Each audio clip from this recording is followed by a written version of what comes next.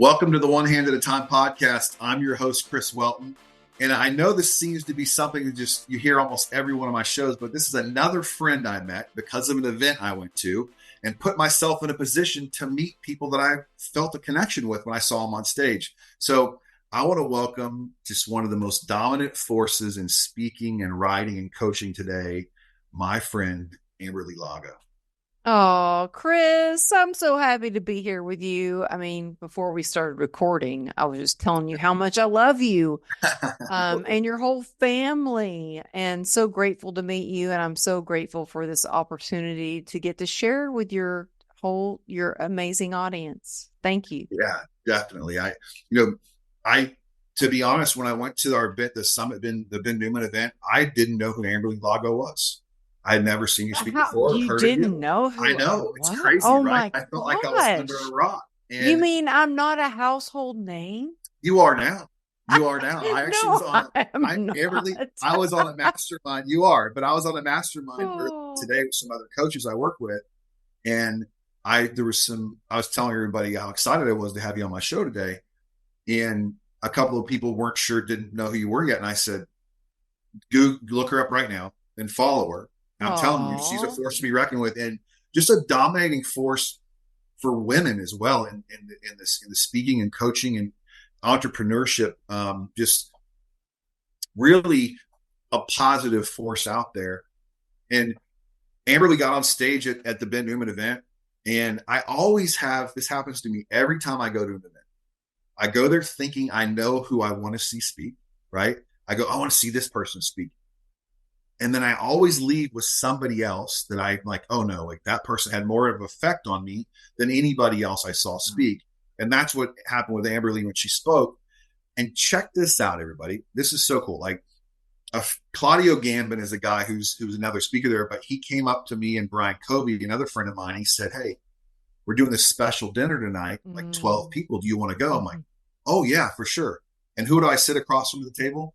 Amberly Lago. Like just the craziest thing ever. So Amberly, I really want to just jump right in and talk about what you have going on right now. I mean, you have, just you were on Ed Milet's podcast. Can we start there? Like, man, that's like amazing. Oh, well, thank you. You know what? I have to say, it's been a journey for sure. And, right before this, I just got off of a coaching call with someone who's in the beginning of their journey and they're learning how to work Instagram and I'm helping them with their bio on LinkedIn and all that stuff because gosh, 7 years ago, I didn't even know what LinkedIn was. Like, I had no idea. I was like, but I was determined and I was intentional. And I was like, okay, this is what I want to do. I want to help people to have, be inspired and have hope. And to go to Ed Milet, to be completely honest with you, the week before, I'd just come out of another medical treatment that left me in a wheelchair. And so I was like, I can't believe I finally get to go on Ed's show and I'm in a freaking wheelchair, man. And I was sinking down in a spiral of depression. And in that moment, there was actually a moment when I had a guy in Costa Rica pushing me in the wheelchair that I thought, you know what, Amberly, snap out of it. Like, you know what? I'm grateful that I have somebody that can push me to the entrance to get on the plane. And we don't speak the same language, but he's kind and we do sort of speak the same language because he's helping me.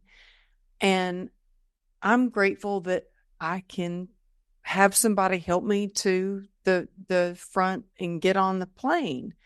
And so I think that, I was so grateful that the morning before it was a miracle, Chris, seriously.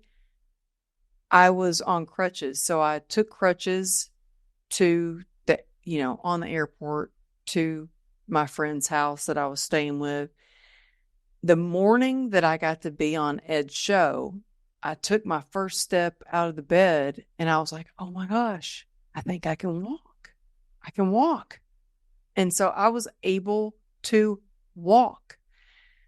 Um, but I was willing to get there, whether I was in a wheelchair, on crutches, or crawling in there. I was really get in there. I was like, I'm doing it. I'm going to get in there. So I wanted to start there because that just like for me is like in our space, right? Like I'm just starting out in the coaching and speaking space and writing my first book recently. To be honest, Congratulations, by the way. Hey, thank you. look, Thank you. One one Jordan. Thank you Jordan, so much. one I appreciate Jordan. your support on that, Amberly. She was so kind to post it on the date when she received the book. So I appreciate that. I but that's like the thing that we all want to do at some point is love to be on Ed Milet's show. Like that's the show, right? You want to be on. Now, for Yeah. me, the highlight of my career so far has been on Amberly Lago show, which will be out here in a few weeks. Oh, Being I asked on love that show, you. well, thank you, was amazing. But I'll get back to that because what I want to let people understand is that if you haven't, if you don't know who Amberly is, I do because I've heard the story over and over again. But it's important to understand where she is right now. She just shared with you that what's going on. She was on the Ed Milet show. How she started on this journey is one of the most amazing stories ever because I have a summit coming up soon called Strength Through Adversity, and Amberly's going to be one of the speakers on the online summit for us June 11th through the 14th. But the amount of adversity that she faced, most people go a different route when they face that kind of adversity, right? They make decisions, which is so crazy. They continue hurting and harming themselves. Like they don't take the steps necessary to try to fight and move on. So I want you to share some of that story with you on when that start. Like, I mean, I know the story because we've talked about it and I've heard it, but a lot of people on here don't know yet. Well, yeah, I'll just share a little bit of my story. And then really want to try to give my intention is to give the most value solutions, tools for people to get through adversity. Because you know what? Look, I got hit by an SUV coming home from work. I was on my Harley motorcycle and I got hit by an SUV and I was thrown 30 feet and I was sliding across the asphalt. And all I could think was, oh my goodness, please don't let another car hit me. And when I finally came to a stop, I remember, Chris, I remember looking down at my leg and going, I only looked down once because it was crazy to look down at your body and see it completely disfigured. I mean, my foot was hanging off. There was blood everywhere. At the time, I didn't realize my femoral artery had been severed. And one of the first thoughts that I had was, well, this can't be good. I might have to train clients on crutches for a while. Like, my thought was, how am I going to continue to work, keep a roof over my head? Like, let's get this taken care of. I had no idea this would change the complete trajectory of my life. And the paramedics were down the street. They heard the accident. They were at the coffee bean right down the street. They came running towards me before they even got the call. But people were not running towards me. In fact, there was a lady that fainted after looking at me. It was that gruesome. But luckily, paramedics were near. I got transferred to a hospital, put in induced coma, and I didn't know if I was going to wake up. In fact, right before I got put in induced coma, I yelled across the ER room to my husband who was crying, and I'd never seen him cry. He's a big, strong, tough guy. He's a first responder, lieutenant commander. Never seen him cry. Hysterical. And I thought, oh God, I might be dying. And I yelled across the room, honey, I need you to be here and be strong for me. And he came over and he held my hand. And that's the last thing I remember before they put me in induced coma. And they put me in induced coma. And I woke up and they said, well, I'm so sorry. your leg is like a war wound. There's nothing we can do for you. We're going to have to amputate. You've got a 1% chance of saving your leg. And in that moment, I was like, oh, well, I got a 1% chance. And we need to find a doctor who's going to take that chance with me. And let me tell you, it took an act of God to find a doctor. But we found a doctor who was willing to take that chance with me. And 34 surgeries later, we saved my leg from amputation. But that was the beginning of my healing journey, because afterwards I was diagnosed with complex regional pain syndrome, which is dubbed the suicide disease, and it leaves you in constant chronic pain. So even sitting here today with you, like I walked out of my office and my husband was like, "Why are you limping?" And I was like, "Oh, it's because I have one shoe on." Even sitting here right now, I didn't even realize this. Chris, I've got one sock on on my right leg where the CRPS is. I don't have anything touching my leg because I still experience excruciating pain. Yeah. And so I want to share how I get through the pain, and ways to be resilient and how to get through challenges. Because if I can get through $2.9 million worth of medical expenses, a lien on our house, and be told that I will never work again or walk again, and holy cow, I'm working, I'm walking. We just bought a new house in Texas. Holy crap, you can do anything. No, you're not just working and walking, you're dominating. I mean, like Oh, the you're things that so you're doing sweet. right now, Amber, like it is. I just, when I said that, I got the chills all of a sudden, like, because I'm bearing witness to what is happening and watching what has happened just in the 5 months that I've known you, right? And you and I have had some conversations offline and just with the events and stuff, because we met in October, and then we ended up. That's when I said, "Hey, you should go to the Renee's event in Dallas, where you I live." went I went So you there came because again. of you. I Yeah, went there because of you, and you yeah. got on stage, and you were incredible. Thank you, thank you. You were incredible. You rocked that stage. And I knew when Renee said he was going to have a special speaker. Do you remember this? We walked out of the conference room and I looked at you and I said, "It's going to be you." And you said, "Yeah, I think it is." I said, Yeah, "No, I know it's going to be you." Did you remember that? I do. I do. And so I went and ate a super fast lunch, and then went up to my hotel room. Was like, okay, I called Nikki up, my wife, and I'm like, I don't know. I didn't prep. Like, I'm very Yeah. meticulous about my speaking events. I work on them to make sure I bring the massive value Uh-huh. to the stage. Here I have no prep. I, But I, I believe you, because look, at the top of my list right now, I've got Google. I'm speaking to Google. I'm flying out to go speak to Google. And it was a last minute thing. And I'm like, hi, I'm kind of freaking out about speaking to Google. But you know what?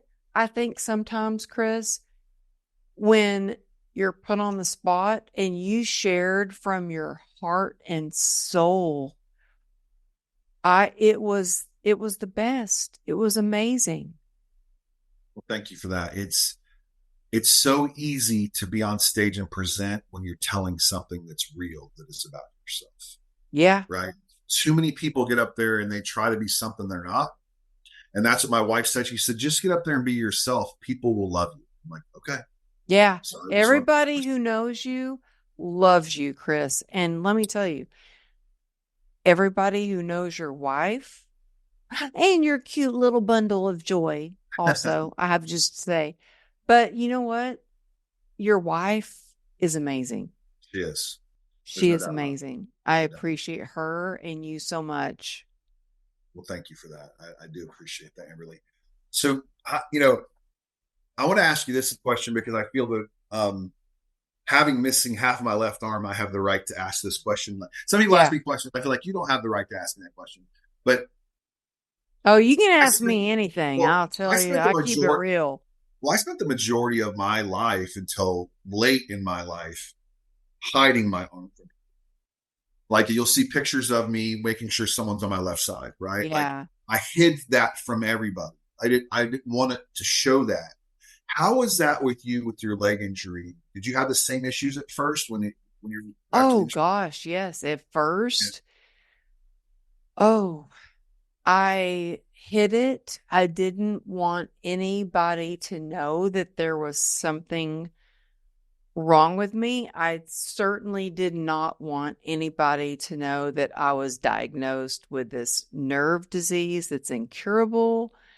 And I remember there was one time I was going to my youngest daughter's preschool, and I had my oldest daughter with me. And I had just like sent them a message, let her come out. We're here to pick her up. And the teacher was like, no, you have to come in to pick her up. And I was in so much pain that day that I couldn't walk.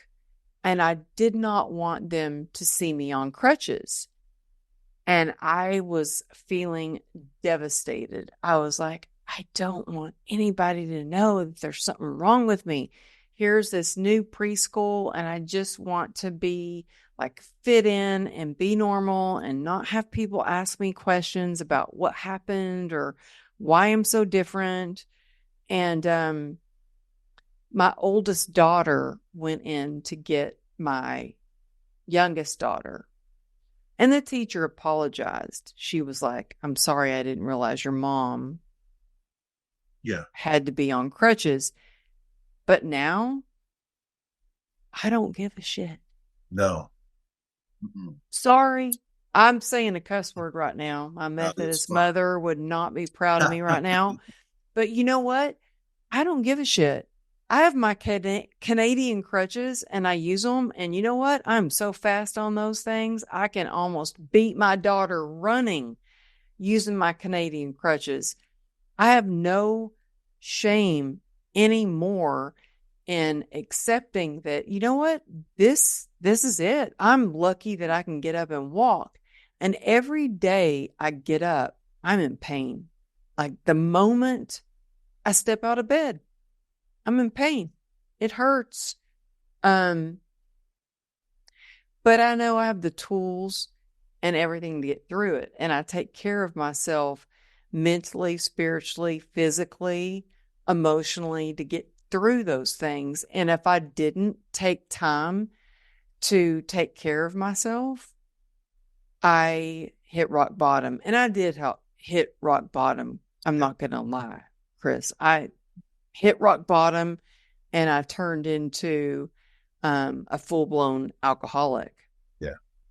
I got sober in 2016, but it was when I was trying all these different medical treatments. Like I'm telling you, I spent thousands of money that we didn't have. We took a loan and we actually took a loan from like I guess it would be considered a loan shark these days. Seriously, it was pretty scary.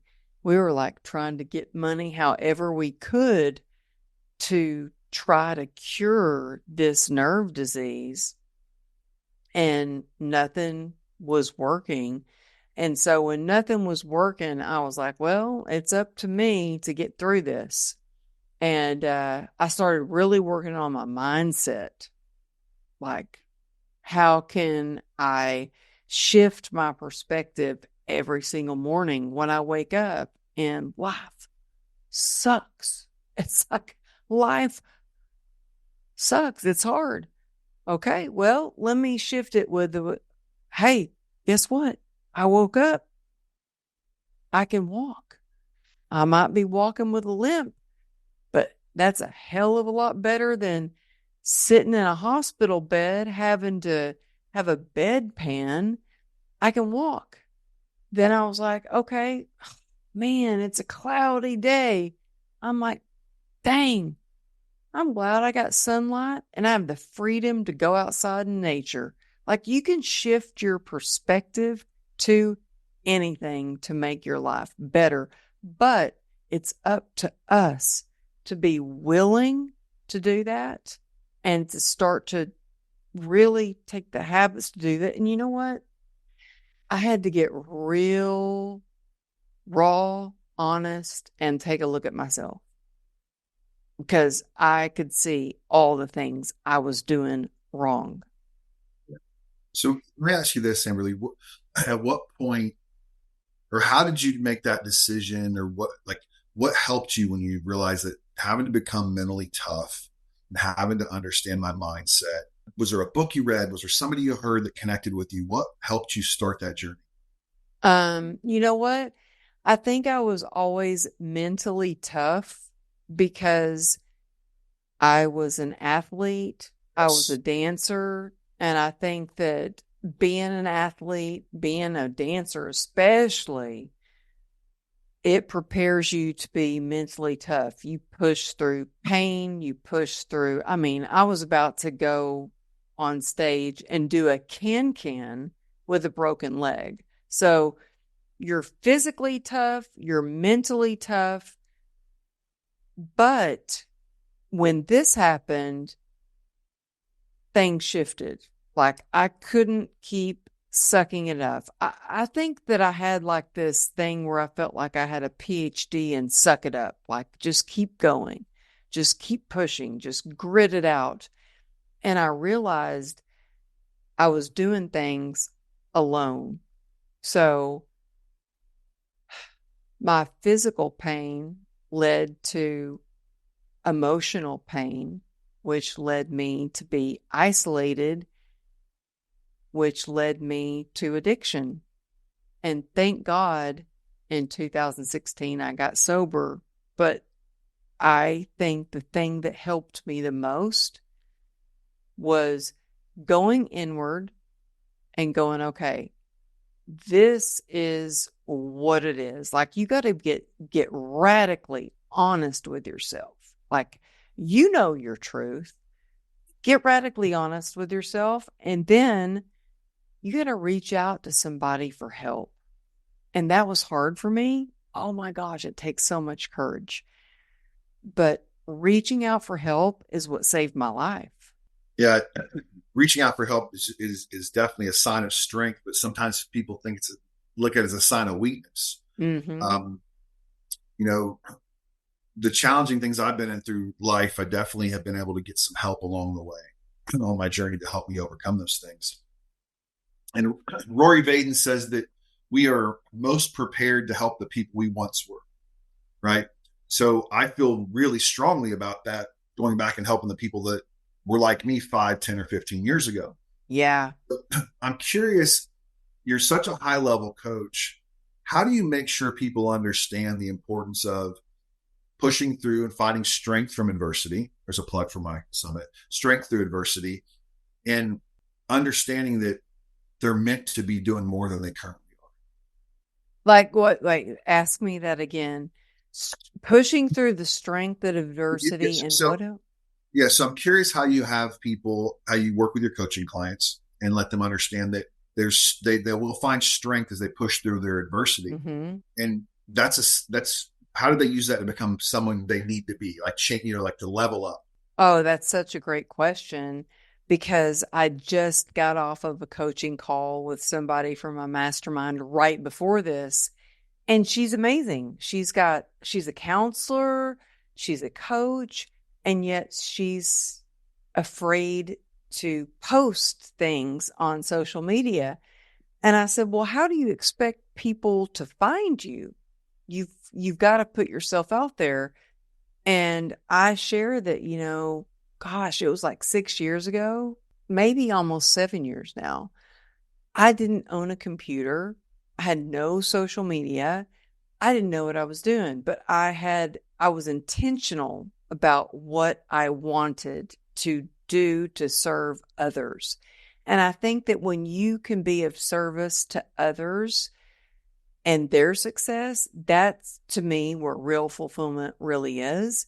And so I would suggest to others to get really intentional about, well, what is your goal? Why is it that you're doing the thing that you're doing? Because for me, I knew I was like, I just want to give people hope and inspiration and tips and tools to overcome adversity. So I would say, what is your intention? And everything that you're doing, whether it's on social media or your blog post or your newsletter, like serve those people. The next question I have for you is one that I'm going through the stages of right now, trying to not focus on the outcome of what I'm doing, more focusing on the day to day and trying to stay focused on that. Because Mm-hmm. when I don't focus on the outcome, I tend to like blow past any goals I have set, right? Like writing my book, I didn't focus on the outcome of the book. I just focused on the work every day. And you Yeah, know this, it's a lot of work. it's it a, is a lot of work. Oh my gosh. it's a lot of work. So Honestly, Chris, oh yeah, I had 3 chapters due yesterday morning. I had a meeting at 6 a.m. with a developmental editor. And I had told him, I was like, hey, I can't start writing until after my big event in April in Dallas. yeah, And they're like, well, we need this and this. And I'm like, oh, yeah, it's stressful. It's a little it is. stressful. It is.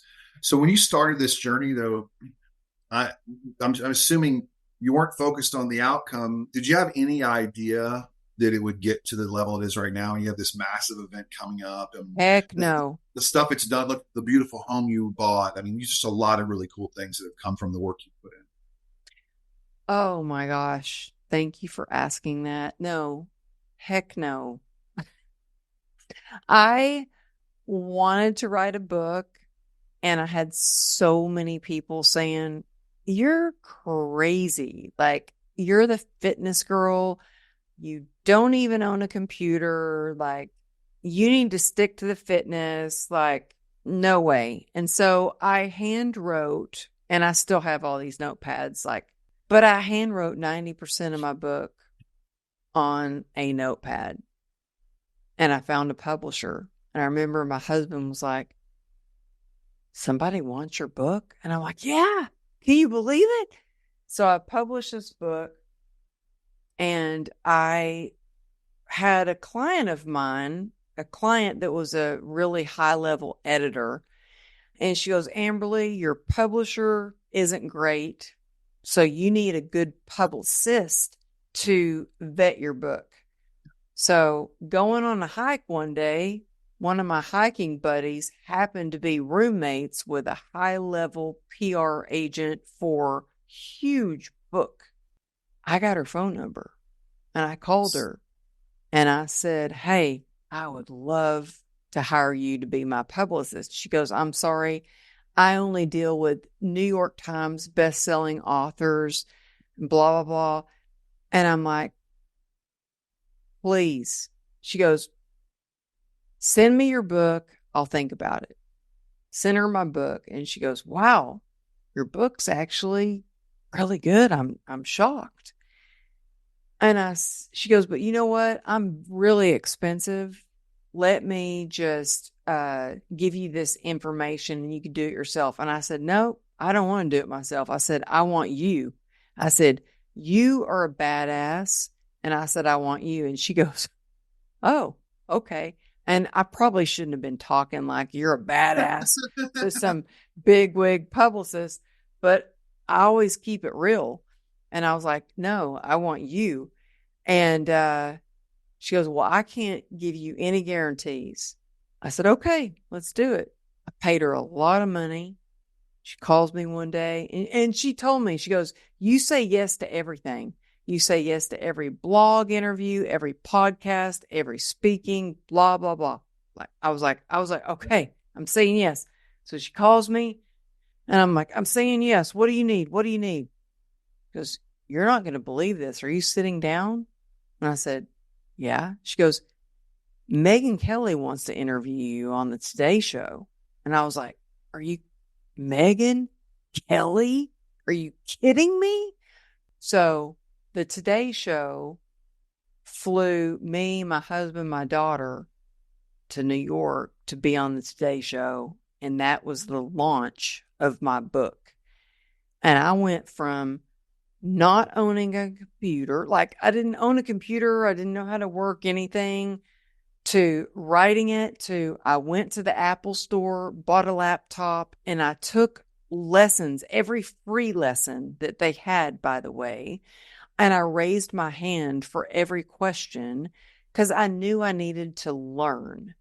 And so that took me on a trajectory to doing a TED Talk and being on some of the most prestigious stages with Mel Robbins and Ed Milet and Les Brown and John Maxwell and things I never thought I would have done.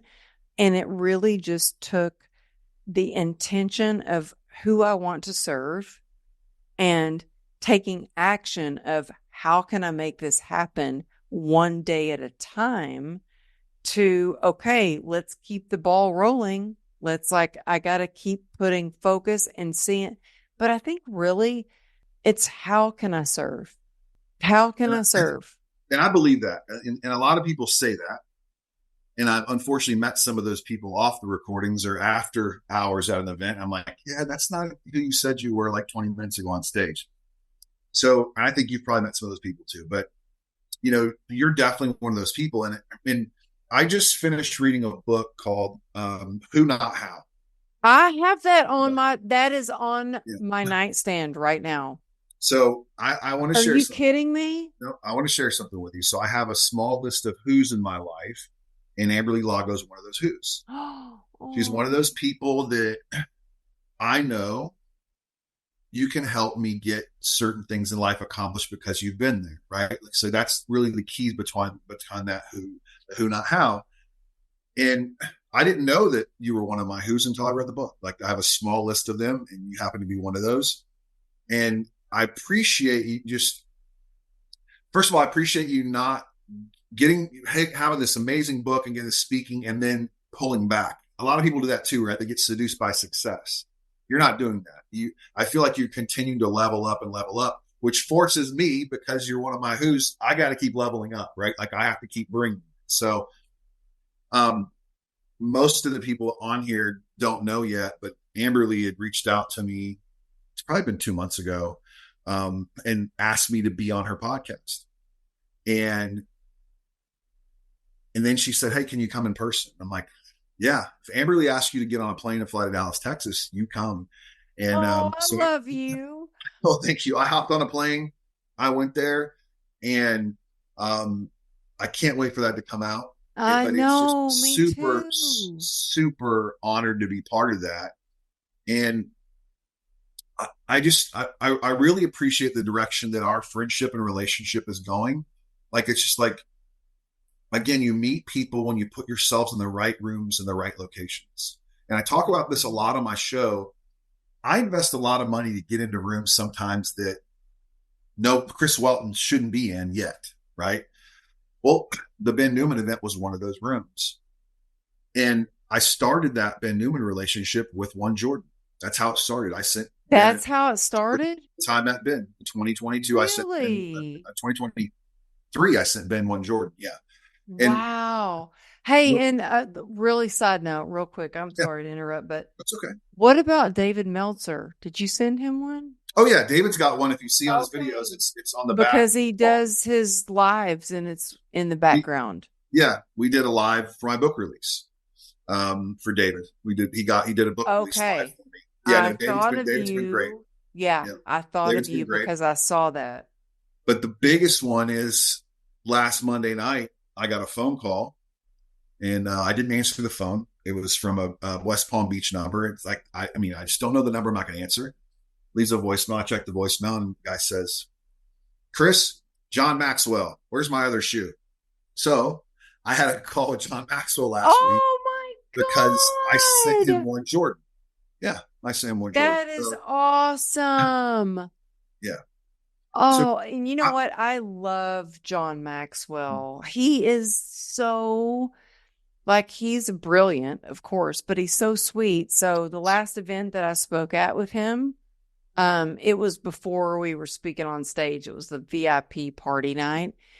And he was over talking to some people, and I was like over waiting patiently. And I probably looked like a desperate little schoolgirl. I was like, oh, like, I'm so excited to talk to John. And he could see me waiting. And he kept looking at me and he was like, yes, yeah, I'll be there. Like, I'll be there, you know? And he came over and talked to me and was the sweetest. And he Yeah. is such a good man, such a good man. Yeah, he is. So I'm just curious, is there anybody that you haven't met yet that you want to meet through them? Like, is there anybody on your list of, gosh, I really like to share a stage with this person or maybe get this, because you're on a rocket ship. I mean, you had Jamie Kern Lima on your show, which is my wife's favorite. Like my wife that's her favorite. Really? Yeah. Her favorite person. Oh, that's such a great question. Nobody's ever asked me that. And you know what? I don't have anyone that I'm like, oh, I would love to be on stage with this person because honestly, I have been blessed enough to be on stages with Les Brown, John Maxwell, Brenda Burchard, Ed Milet, Trent, who's one of my friends, Trent Shelton. I say Trent, I'm like Trent Shelton, Jamie Kern Lima, Candy Valentino. Like I mean, the list goes on and on. I'm so blessed. I feel so blessed. I think that I just would love to see some of my mastermind members who want to be speakers. What I love doing most is helping them curate their talk, and I want to see them get on stages. And I mean, not that I don't love getting on stages, I do. And I love it's like a reunion. Like my event coming up in April, I get to hang out with John Gordon and Ben Newman and Rudy Ricksteins and Henry Amar and Rachel Luna. Like it's a family reunion. And so I love events because you get to connect. Um, but you know what? I'll tell you what, Chris, the only other person, my big bucket list, Tony Robbins Okay. and Oprah Winfrey. Well, Hey, I think you're on the way. I think you're on the way. Tony and Oprah, I'm just saying, I know you're listening to this. I'm ready for you. Yeah, if anybody that's in tight with Tony or Oprah that's listening to this and wants to help us shorten the curve, let us know. We will make it worth your while. We appreciate the Thank introductions. you. So Thank you. yeah, I mean those are two of the top of the top, and I think there's probably a lot of people out there that are saying I can't. I would love to share a stage with Amberly Lago at some point, myself included. Um, You so will. yep, I feel we will for sure. I really do. So what's next? What's going on? You have a book that you're supposed that's starting out a little bit, but do you want to talk more Yeah. about your event coming up? I mean, this is going to come out before the event. Is the event sold out? There are 20 tickets left. Actually, the VIP is sold out, but there are 20 VIP tickets left. If you go to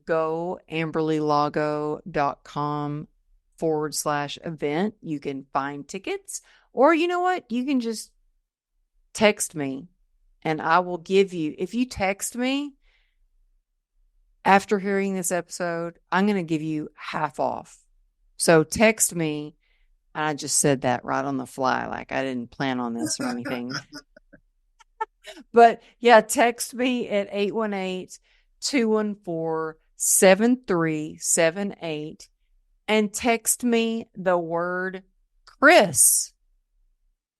And you know what? I'm going to give you the information to get your ticket half off. So you're basically going to get in and to an ultimate event that's exclusive. Like it's not one of these events where there are thousands of people. You're going to get to actually rub shoulders with legends and learn tips and tools to have an unstoppable life and an unstoppable business. So yeah.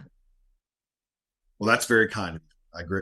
That's very kind, and I hope several people take you up on that because that is a power packed room. I've got travel coming up at that point. I'm on travel restriction right now with the new baby, so I'm super limited on travel, or I'd be there.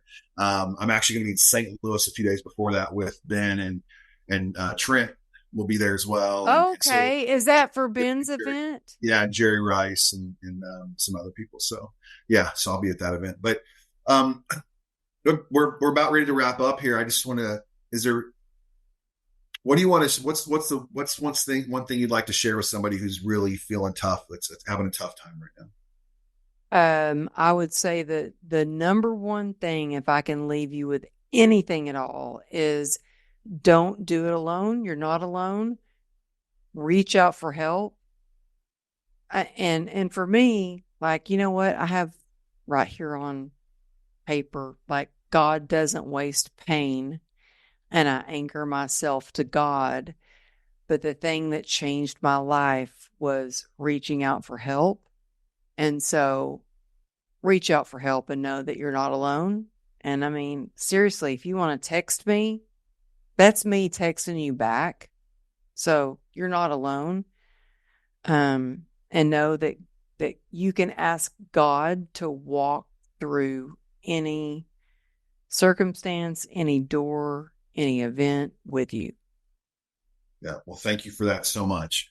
What's the best way for people to find out more about Amberly Lago? AmberlyLago.com. Yep. All right. Well, again, it's been my honor to have you on the show today, Amberly. Thank you so much. Thank you. Thank you for tuning into the One Hand at a Time podcast. Please make sure you like and share the episode, and we'll see you next time here at the One Hand at a Time podcast. Make it a great day.